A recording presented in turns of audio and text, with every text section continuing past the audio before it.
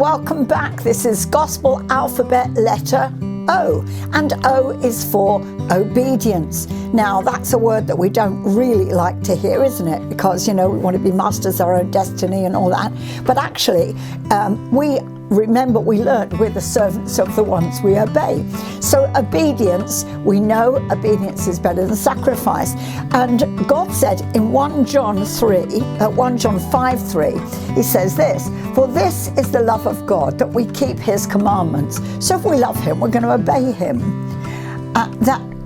And his commandments are not grievous. In other words, his commandments are not hard to keep. It's not a tough job to do what God says. He wouldn't tell us to do it if it was going to be too tough for us. Everything we need pertaining to life and godliness has already been given to us. So we've already got the wherewithal to obey God. So whatever he tells us to do. If we're an unbeliever, the Bible talks about being believers. Believers follow God. And if you're an unbeliever, it just means you've got the wrong hearing, actually. You've just not heard right. In 2 Thessalonians 3:14, it says this, "And if any man obey not our word by this epistle," in other words, Paul's saying, you need to follow what I'm telling you. Then don't have anything to do with that man, he says. Now, don't hate him, don't speak against him, don't be nasty to him, but just don't fellowship with him, don't associate with him. Don't hang out with people that are going to lead you off the right path. It doesn't matter how much they tell you they're a brother. If they're going to lead you off the right path, then just, love them, but from a distance. Stay with God. Now, in 1 Samuel 3, it talks about Samuel and Eli. And I'm sure you remember the story that Samuel hears a voice. He thinks it's Eli. He gets up and goes to Eli. Eli says, "No, it's not me. Go back to bed." Happens again. It goes again. Eli says, "No, I didn't call you." Then finally, Eli twigs, because remember, Eli knows God. And he said to Samuel, "When you hear the voice again, then say, 'Speak, Lord, for your servant hears.'" So basically what he was saying is, "Okay, Lord, here I am. What do you want me to do?" And we know that Samuel was an amazing prophet. He anointed King David. He was instrumental in a whole bunch of stuff. And there's a lot written about him and about his escapades, if you like. So obedience to God. Joshua's another one. There's a whole book written about Joshua too. And Joshua said this in Joshua 24:15, when people were given the opportunity, to really do what they wanted to do. It was a period in Israel's history when now Joshua is telling them the story. He's saying, this is what happened. You cried out to the Lord brought you out of Egypt and showed you all these miracles. Then I brought you to the land of the Amorites and you possessed the land, you annihilated them. God did all this stuff for you.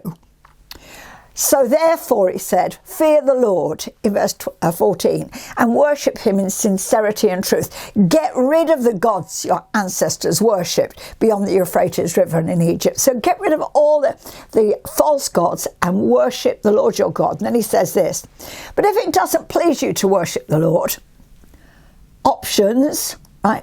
Choose for yourself today. It's up to you. God's not going to twist your arm. He doesn't want forced worship. It's not just a matter of form. It's not, I'll just go through the motions. It's Joshua, even back in the Old Covenant, Joshua is saying, it's your choice. You do what you want to do. But he says, as for me and my family, we will worship the Lord. And that's where I stand today. I don't know about you, but I found that the commands of God are not grievous. They're not difficult. He says, love one another as I've loved you. That's basically the royal law of love. So he said, keep my commandments because they're not hard. Do what I tell you and you will have good success. Now, that doesn't mean we've got to work in the works of the flesh to get God's success. That's not what I'm talking about. But he says, obey me and everything will go well with you. Not because he's threatening that it won't if we don't, but he's just saying, I know the right way. It's like a child who is playing with the fire, and you say to them, don't touch the fire or you'll get hurt. And they look at you and they play around a bit and they put their hand towards it and you say, stop, don't do that, don't touch that, you will get burned. And they don't listen, and then they touch the fire and they get burned. And they realise that actually you weren't trying to be nasty to them, you were trying to protect them. And there's an old West Indian saying, if you can't hear, you must feel.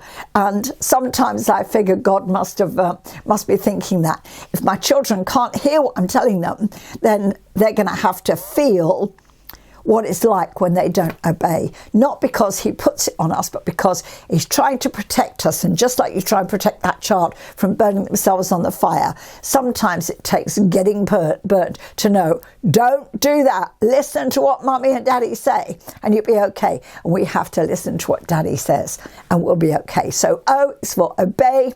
Tomorrow we're going to be back with P.